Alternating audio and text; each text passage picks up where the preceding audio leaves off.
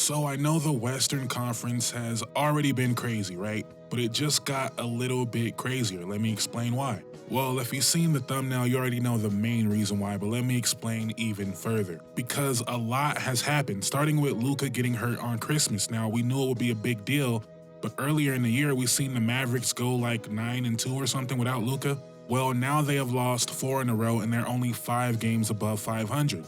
And they fell from a 2 seed all the way down to the 6 seed, only a half a game ahead of the Clippers, only 1 game ahead of the Spurs, only 2 games ahead of the Warriors and the Timberwolves.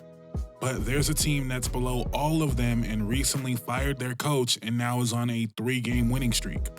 The Sacramento Kings, who are now only 2 games behind the Warriors and the Timberwolves. And their next game is against the Warriors. Absolute chaos out west, and the Lakers have somehow snuck up to the 4 seed with a negative point differential. If you were to go by point differential, the Lakers are 11th in the West, and they're the 4 seed.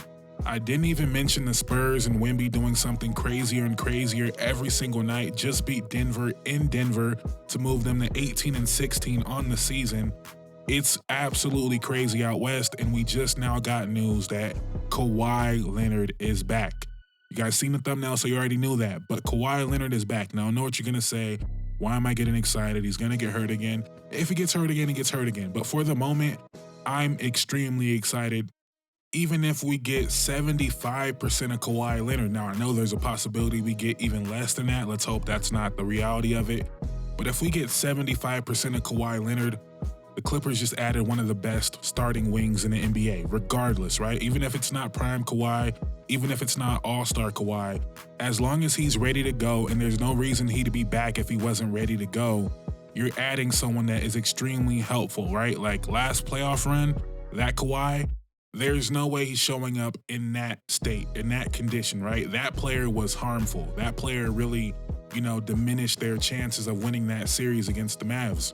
And the part about Kawhi's game that is crazy that we don't ever really talk about because we're always focused on like his mid-range game and his bag work and, the defense, right? We're always focused on that. We never really talk about how Kawhi Leonard is like an elite 3-point shooter.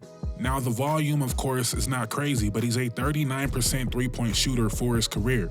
And since he left San Antonio, the volume has gone up a little bit and he's still shooting 39.5% from 3 on 5 attempts per game. The reason I bring that up is because maybe we get a Kawhi that's, not going to get into his bag as much. It's going to be chilling on the perimeter a little bit more. Well, okay, if Kawhi wants to sit there and shoot threes, that's not a bad thing. That's actually probably better for everybody, right? That's better for Harden to be able to operate, better for Norman Powell, better for Zubac, right? If Kawhi comes back and immediately is like, give me the ball 10 times every game in the post, I mean, that's fine if it's prime Kawhi and he's killing, sure, but more than likely, they're going to need to get him easy looks, and he's a sniper. So if that's a bigger part of his game, that's actually something we don't talk about as far as Kawhi being able to age. So I'm not going to jump out the window until I actually see Kawhi look like Kawhi. But I will say if Kawhi looks like Kawhi, this is absolutely a championship contending team. Why wouldn't they be, right? The way Harden's playing, Norman Powell, Zubac, add Kawhi to that. And I also think, I can't remember what video it was, but I think they are a team that is sneaky to make a move. And to me, that move would be Kyle Kuzma. I don't know if he'd start. I don't know if he'd be a 6-man. But the idea of having James Harden, Norman Powell, Kawhi Leonard, Kyle Kuzma, Zubac, I think that is the type of environment where Kuzma would thrive, not in a just freelancing situation, but with a great coach in Ty Lue, a great point guard in James Harden, and a real star player in Kawhi, and Kuzma could just fit into his role naturally. I think he's a perfect fit on this team. And I also think he's a distressed asset that's not going to cost much. And you have the salary of PJ Tucker just sitting there. I think it's about $11 million. Kyle Kuzma makes $23 million. You put PJ Tucker, Bones Highland, Amir Coffey, throw in some second-round picks. I don't think the Wizards are getting much more than that for Kuzma at this point. And I think you could have Kuzma on this team, and I think that's a perfect fit. And I really fear, I don't have a team in the playoffs, so I don't fear them, but I would fear this Clippers team. But like I said, I'm not going to go too crazy. We're just now hitting halfway through the year. So much is going to change, but the West just got a lot crazier in this last week. The Lakers turning the corner a little bit. The Warriors have not turned the corner, but what's going to happen with the Warriors? The Timberwolves look terrible. They're just not a good team, in my opinion. And the wild card here is the Phoenix Suns. And I'm going to make a whole nother video on the Phoenix Suns and their upcoming schedule, because if they don't go on a run right now, I think it's over for Phoenix. I think it's over, right? Just looking at the teams above them, I don't see, the Mavs are losing right now, but I don't see them going on a crazy losing streak. I don't see Denver falling too much. As long as AD stays healthy, I don't see the Lakers falling too much. Oh, and I didn't even mention in all of this that the Oklahoma City Thunder have now won 14 in a row, and they are probably going to make this whole conversation irrelevant when they run through the Western Conference in the playoffs. Maybe. I don't think it's going to go that way, but I don't think we get to be surprised if it does go that way. We are talking about a team that is currently on pace for over 70 wins, so we can't be surprised if they are this dominant playoff team as well. And I want to say one last thing about the Clippers. I understand it if you are skeptical of this team. Hell, if you're skeptical of playoff James Harden, so am I, right? But the idea that it's been so long since we've seen Kawhi be Kawhi, when that's not the case. He was Kawhi last year. Kawhi Leonard was an all-star last year. Kawhi Leonard was second team All-NBA just last year.